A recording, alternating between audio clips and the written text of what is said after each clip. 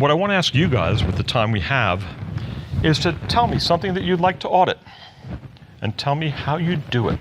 I gave a few suggestions there. It doesn't have to be that. There are pros and cons to each. Need to. What are you going to audit? And it doesn't need you, whatever you want. I will tell because I tried to do it before. It's on histogram, like review of our performance for monitoring of oxygen saturation. So we wanted to see, one, are we reviewing our histograms during the rounds? Are the alarm limits set right? And whether any intervention was done to, like, based on the histogram review, did we make any change in Fantastic. practice? I'm going to take that suggestion for an audit, not just for the sake of time, but because I think it's an important audit. Okay, so where do you start? So I had done many things, actually.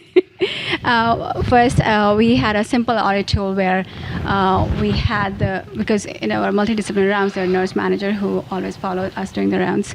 They had a sheet, any baby who was on supplemental oxygen and who was a premature baby, they were supposed to see whether we looked at the histogram and check it off, and whether looking at the monitor, whether the alarm limits were set right or not. So that was the first thing to see whether what we are doing. So we planned to do it for 2 weeks. It didn't go so well because it was a busy time. The charge nurse had to leave the rounds many times in between. And so after 7 days, we only got 2 days worth of data, and that was also not on all the babies. Anyway, we just got a glimpse of what we were doing. So I said, okay, I will do it. I will just go in and just go through all the babies who are on oxygen. And so I was able to get a week of worth of data and got a sense of what we were doing. And actually, I got very good information that we were.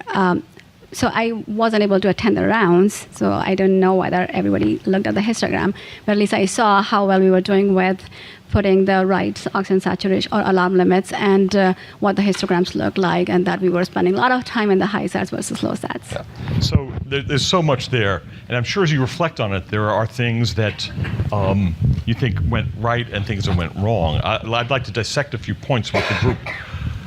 You can start with the audit to find out where you stand, but there has to be a step there about what are the expectations. So did you have guidelines about where you want? So that has to be established. Was the staff aware of this? Because there are lots of studies, I think you know, in this specific area that says the staff doesn't have a clue where we think we're supposed to or where we think we want, and that's obviously been a very fluid situation. The other thing that you mentioned, though, was that it was hard to get full engagement. And to start with, to give the staff some feedback, it might have made sense for you to go and say, okay, look, I want to show you guys that there's an issue here. But at some point, they have to learn to download that histogram, look at that histogram, and read it. And so I don't think it's wrong to say, okay, there's one skilled individual who went to get the data. But at some point, if it's going to be successful, it has to incorporate everyone. And they have to see it and feed it back and have ownership of it. So did you ever get the opportunity to get histograms out, like the nurse at the end of the shift, to debrief about that? Okay, all right, no. But it's a great choice because we all know it matters. Okay, we know it's a intimate function of our work with the babies. And we also know no one will ever want to collect that type of data on all the babies, all the time. It's got to be audited. Okay, it's a huge wealth of data, and the only importance in the data is how the staff responds to it and what they feel they've done with it. So it's a great project, it's an important project. Neetu taught me a lot about downloading the data and showed this to me when I visited her at Dartmouth. But it's a very hard project, in part because there is a lot of technical expectations, and it's hard to know how to change the behavior of us at the bedside. You know, we all grew up, none of us ever accepted a score of below 95 on anything we ever did, right? So why should our kids' SATs be below that? We didn't get anywhere aiming for 88. You know? So there's a lot of culture there beyond just, you know, the learning, the technology. So that's an important project, I think an auditable project, and many things, but it is a challenging one. Like that kind of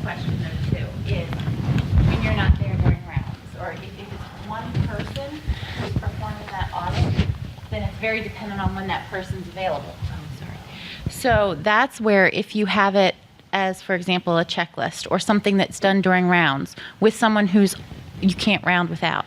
You're not going to round without your physician, right? So that's why we took it on as ourselves as a group to say, okay, so it's not a question we're going to ask every day, but we empower all 7 of our partners to make sure that we're asking that question, spot checking, because it's hard when you're one person trying to do that yourself too. And you'll find that those days you might get really good feedback because they know you're on service. They're all checking their histograms. So because, I became like the NAS person, so they were all checking their scores when they knew I was going to be rounding that day. So that's where if you can empower your whole team and not just take it on as a one-person project, you would get a lot more help.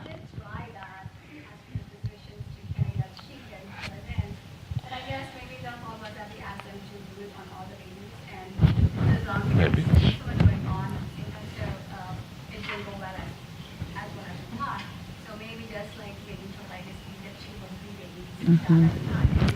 Again, there are lots of ways. You mentioned quote unquote spot checking. I think you guys know for the audit we did, I didn't trust people to have developed that technical capacity. I just said go to the bedside and write down the SAT. Okay, now we all know how much weaker that is than looking in a sophisticated way at the oxygram. So what's the tension between those two approaches? Everyone walking around, okay, yours is 92, yours is 94, handing them their number, or doing what Neetu was suggesting, get the whole histogram. What are the pros and cons? I think sometimes the enemy of good is better. And the other theme also, I think, is what is good enough data? Because really what you want to do with the data, I think, is to change action of somebody, right? So, boy, if I can change action of somebody by just giving them one data point, and I know that's going to compel them, and maybe the best person to do that is actually the chief of the division. I go to the chief, one data point, look, and then if that gives you the biggest bang for your buck, go for it and try that. But you can see the tension in the approaches.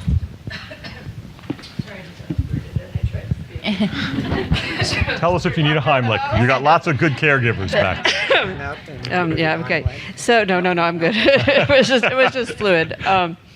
So the tension about the 1 point versus the big picture is, I think, the underlying cultural message, because I think mostly our QI people understand we're looking at different things with those measures and that how we can generalize them. But what I worry about is if we say, okay, we're going to grab this 1 point, and we get about a lot of people bought into that, all of a sudden 1 point becomes how we make change, or that's all we need, or, and so it's really hard. What I found over these years of teaching QI and doing QI, that there's so much beneath it that and becomes part of what you do that you can't easily give to other people who are doing these audits or data checks, and things get so easily confused and misunderstood, and you end up giving a message that's completely different than the message you're trying to give. And so that's what I think the tension between. I don't have an answer. No, there isn't in this case, and in fact, there are strong arguments for either, and there's strong arguments to say that you don't just start with one thing; it may be an evolving process. So, for example, I think that we did that one number across hundreds of units. That probably did wind up showing us a histogram of what practice patterns looked like. But you go into a unit, 10 babies, you look, you say, oh, your baby's 96, and they look, just had his eye examined, what are you talking about? Okay, and so, sometimes too little data lacks the validity, okay? What's that number mean? You just walked by here, what am I supposed to do with that, okay? And yet, Neetu's histogram might be, that was the night nurse.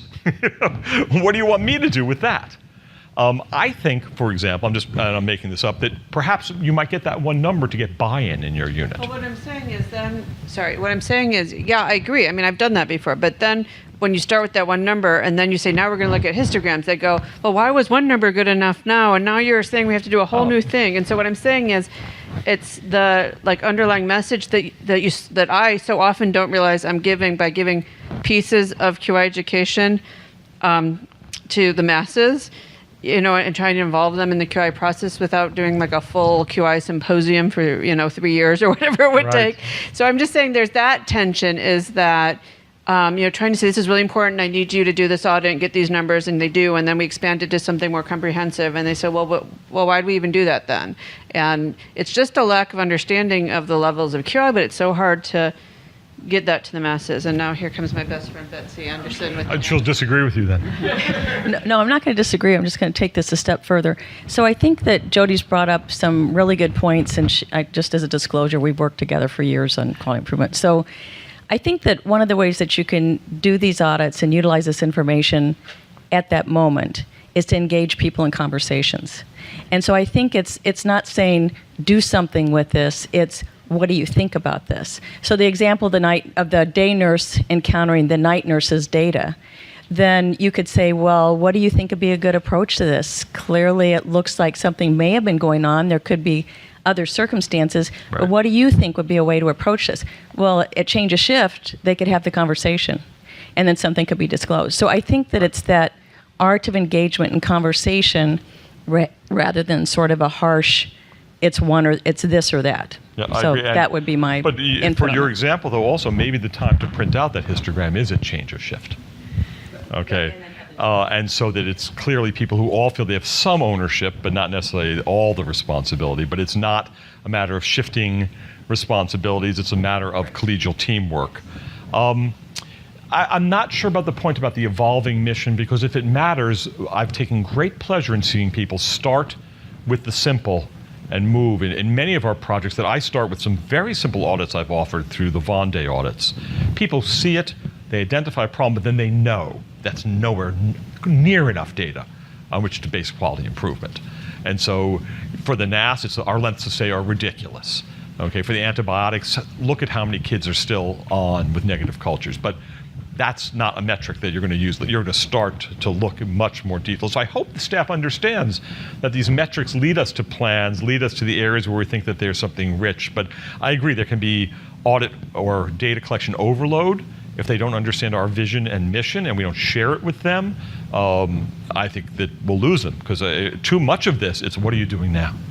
And another thing, so it has to be thoughtful. It has to be including them at the bedside, and it has to communicate. And they have to, they're the ones who are going to take the action, so they have to be included. And I would say too that if on the one graph, when you could see that with our audit, the majority of the questions that people use for their audit tools have to do with communication and or documentation.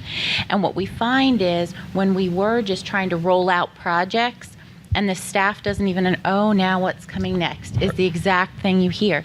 But when you hear that question in the morning during rounds and everybody's standing there, from your nursing supervisor to your ClinSpec to the bedside nurse, you can explain it. And through education during rounds, that's much more important than what was the weight. We can all look in the computer and the electronic medical record and see what the weight is and how much they lost or didn't. We can all figure that out, but it's that level of communication so that everyone across the board understands, why does this even matter?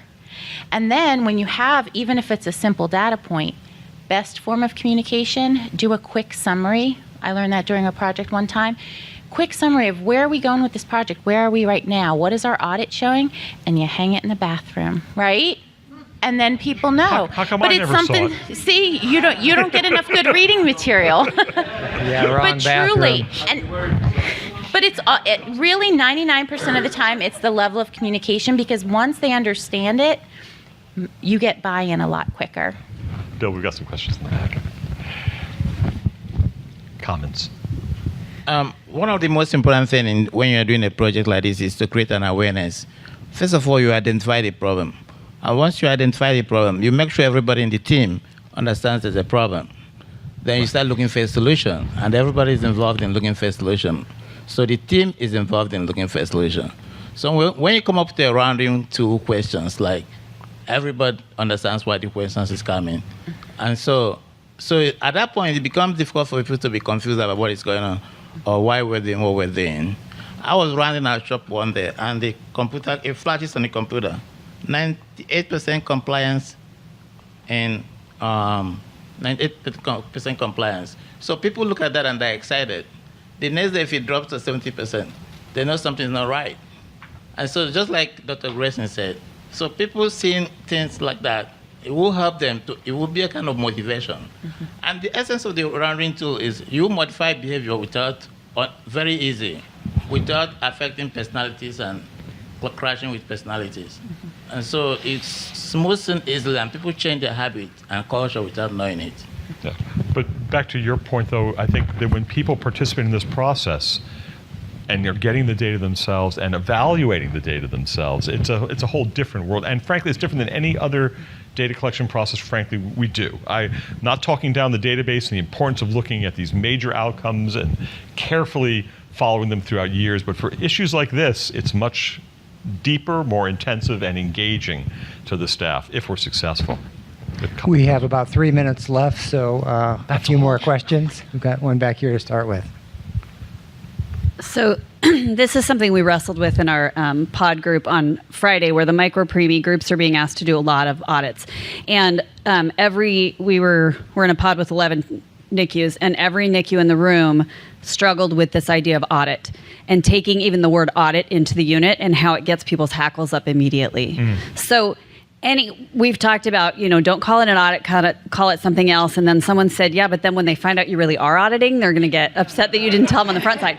So any words of wisdom from anyone in the room about that and how you even set your platform? And we've done this. You can lay the background. You can do all those things and still people hear that word and it can set them off. That's why we like rounding tool. It's a tool. We don't even really call it medical checklist so much because who wants to fill out another checklist or another data collection form, right? So it's really a tool because we're taking action immediately if it's necessary. So that seems to have been accepted a little bit easier than audit or checklist. It's a very good point because that is a term, audit, frequently used in the UK and frequently with some very negative consequences because you get, as they like to say, a league table, you get ranked, you get judged, and it's not the positive tool that it can be. So language matters. Too many people think they are being audited. Right. No matter what you say. Right. Yep, fair point. And that's where they need to be engaged in designing, interpreting, and taking it to heart. So. I would say also, to add to Stephanie's comment, that one of the things that we wanted to do in a network is to build infrastructure, obviously, right? And so a system like the rounding tool allows us to build a process infrastructure that is ingrained in the system already, so that if you had questions about your micro-preemies that you wanted to ask that was part of another QI project, it would not be an extra thing that people would have to do. You can interchange it so that you can build those questions into your rounding tool so that you're asking those questions and you're not doing anything extra. And then I think the other comment is that it's really difficult. I think we all have to be honest with our data as well as we look at the data, whether it's 1 point or 2 point and 3 points, and really communicate to folks that, look, we understand the limitations of this data, and as we take the feedback and we're looking at who to audit and which babies to audit, that we make sure that we think about the representation of what this data represents. I mean, do we do 5 in the daytime? No, you do 1 at night, 1 in the weekend, 1 in the day, so that it gives you a better picture of what it actually is. I think we have one more question. Yeah, to your point, we call it all kinds of different things. We had the same problem with algorithms. Our staff was like, oh, not another algorithm. I mean, my God. So we worked with the frontline staff on a project, and we said, how do you think it's going to work best? What do you want? And really, in the end, they made an algorithm. We just didn't call it an algorithm. And they felt better about it. They really did. Yeah, my kids ate broccoli. They didn't know it was a vegetable. Right. And to the audit, I think the feedback is so important. Kind of what you had said about, hey, the kid just had an eye exam. What do you expect? We do 2 big histograms each day, but every assessment there is a mini histogram that they do. And one of the reasons we found that worked really, really well was because, you have a nurse, especially in our single room environment now, where there's this feeling of that baby's always satting this way or the other. So when they do that mini histogram, it really is helping them in that weaning process because it eliminates what you think or what you feel versus what you see. And it has been very successful for us as well. I'd like the to cultural issues. close the session. I'd like to thank everyone for the conversation and the involvement, especially thanks to Roger and Stephanie and John too for being here, and I think we should acknowledge their work. Thank you.